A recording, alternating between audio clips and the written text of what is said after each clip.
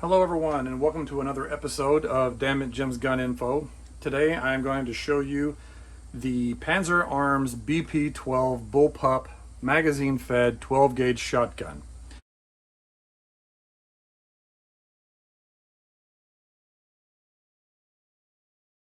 This is a semi-automatic shotgun. As you can see down here, it has a 5-round and a 10-round magazine. You'll notice that the magazines are taped with electrical tape on the bottom of them. It's for my visual identification that I know green is slug. Make way, it's coming through, green lights. And then over here we end up having the yellow, which is usually double-aught buck. Now this shotgun can shoot 2 3/4 and 3-inch shotgun shells. And it's highly versatile. You can change out what your loadings are just by swapping out your magazine. Up here on the top is 5 slug backup shells in the event of an emergency. What you can't see right back here, which I'll show you in a minute, is a pop-up sight, just like this one right here. This is a Vortex Crossfire red dot scope, or it's just it superimposes a red dot holographic red dot on to whatever it is that you're shooting for a real fast target acquisition. If that goes down, you can use your regular iron sights. Just push a button and they pop up. If you're not going to end up using them, then you can just pull and they'll lock back down. Your standard like AR-15 sights. Now it has an angle foregrip in the front and the back. As you can see, it has an adjustable cheek weld, so you can rise or lower it to fit your need with your optics or your scope or your iron sights. To eject the magazine, you simply push the magazine release button and the magazine comes out of the weapon. To load the shotgun shells is really simple. You take your shotgun shell, push down, and it slides right in. Next one, push down, and it slides right in. Remember, watch your the lip on your shotgun shells. There you go. And another one all the way down. And they go right in.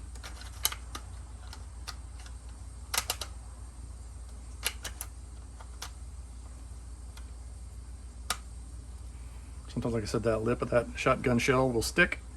So you have to push in and get it just over there, and there you go. So now you have a loaded 5-round magazine of slugs. Like I said, it will shoot 2 3/4 or 3-inch shells.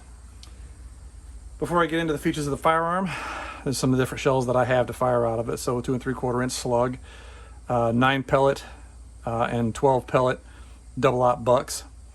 And then we have over here for just some fun ones. They don't generally feed and function with different shotguns, but they're fun because they're light. So sometimes your shotgun will feed them. Pump actions generally will feed them much easier than the semi-autos because of the power level. But this is a 65 caliber lead cast ball at 1250 feet per second out of your standard 12 gauge to 2 1/4 inch. And then you have these right here, the little Centurion shells is what I call them. It's got 6 double-aught buck shells. So you have a light slug and a light buckshot. For home defense shotguns, that really is handy because it won't go through the side of your house, your side of your neighbor's house, through their garage, through their refrigerator, through the stove, washer, dryer, flat screen television, through the other wall, and kill the neighbor 27 houses down. I know this is a joke. The point ends up being it's low recoil, low impulse, but for home defense, people who aren't really able to handle the recoil on a shotgun very well, but still offers you the capability of shotgun for home defense down a hallway or through a bedroom doorway, it's going to be a great defense load. So now we move on to the weapon itself. As I said, we've got the Crossfire Vortex scope on top with the backup Magpul iron sights. This weapon has ambidextrous selector lever, so on either side you can flip just like standard AR, 90-degree flip, and your weapon is hot. And to again remove and eject the magazines is one right here. Now what we're going to do is I'm going to roll the shotgun so you can see the other side of it.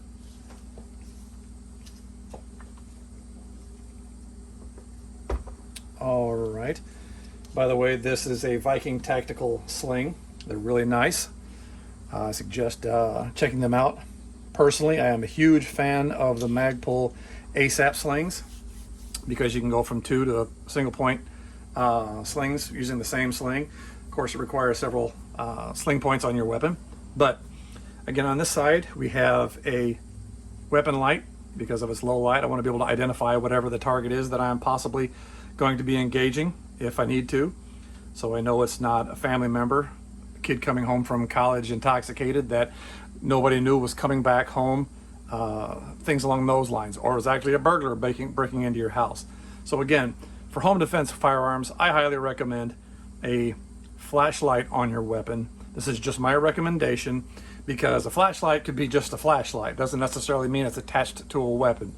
However, some people like to put the laser sights that project the red laser dot on their home defense guns, and as they go down hallways or around corners, that red dot broadcasts that they're coming down the hallway, and you have a higher probability of a laser being attached to a firearm than you actually do a flashlight.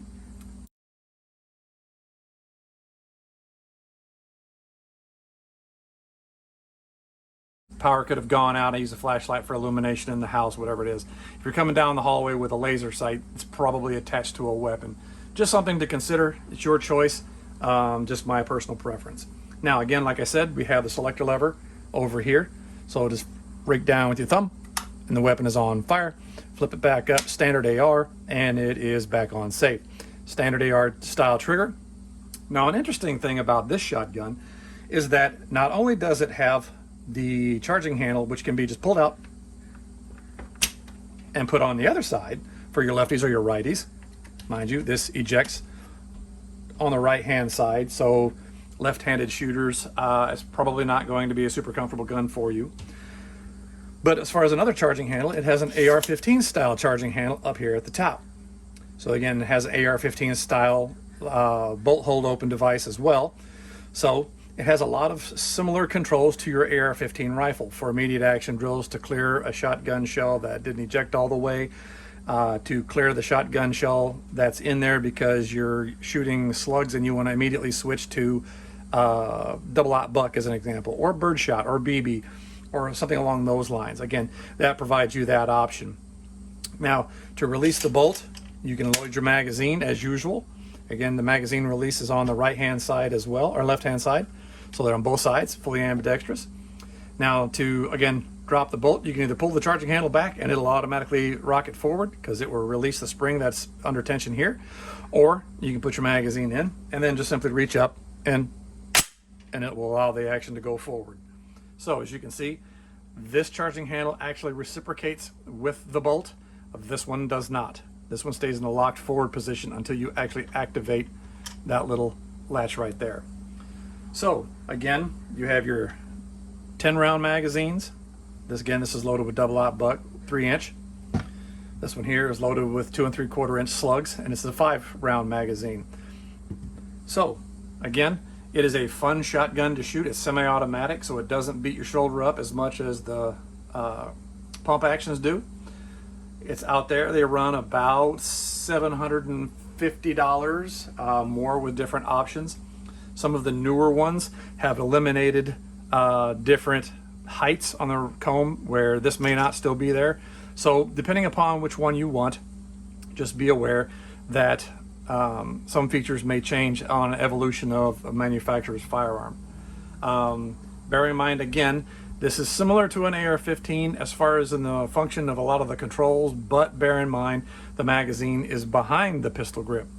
The good thing about that is that it puts the majority of the weight of the shotgun or bullpup weapon, whatever it ends up being, I have several, it puts the weight behind the trigger mechanism and towards the back side of the gun, so the weight is close to your shoulder versus it being out in front, which means that you can hold the weapon on target a lot easier for a lot longer because it puts less strain because more of the weight is in the back against your shoulder.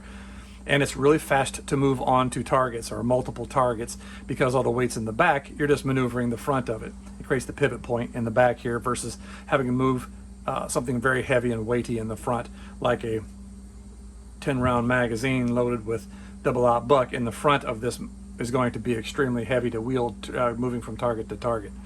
So again, this is just an option that's out there. It's a fun gun to shoot. It's pretty reliable. I've not had too many issues with mine. Some guns are ammunition sensitive because low recoil loads might not work that particular gas system or that recoil system. So find out what shoots for your gun, find out what your gun likes, get out, do some shooting, punch some holes in some targets. Make sure to please hit that subscribe button down there at the bottom. Please leave any comments below. And thanks again for watching Dammit Jim's Gun Info.